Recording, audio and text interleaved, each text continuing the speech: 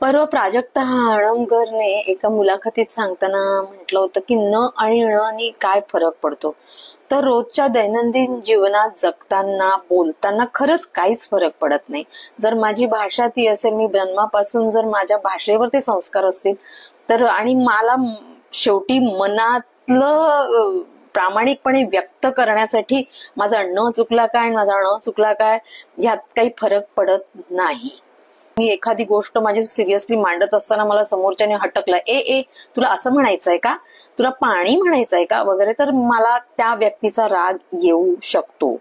पण मला एक असं वाटतं की जर मी शिक्षक असेल, जर मी ऍक्टर म्हणून मी एखादी सुशिक्षित भूमिका करत असेल, त्या भूमिकेची ती मागणी असेल शुद्ध भाषा, प्रमाण भाषेची, तर मला ऍज अन ऍक्टर म्हणून, ऍज अन शिक्षक म्हणून किंवा व्याख्याता म्हणून मला माझ्या भाषेवर प्रभुत्व असावं. तर मला फक्त एवढंच सांगायचं होतं. मी आज शेवटी ना कुठेतरी काहीतरी गोष्टी कोणाच्या तरी ऐकतो आपण आणि त्याच्यावर पटकन रिॲक्ट करता येत नाही. खूप दिवस ती गोष्ट बसते मनामध्ये.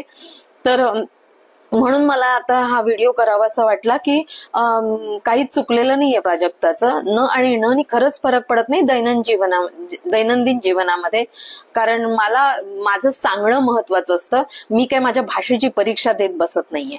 पण माझी भाषा जर माझ्या त्या कॅरेक्टरसाठी गरजेची असेल, जर माझ्या व्यवसायासाठी गरजेची असेल, तर ती भाषा शिकणं हे माझं परम कर्तव्य असेल.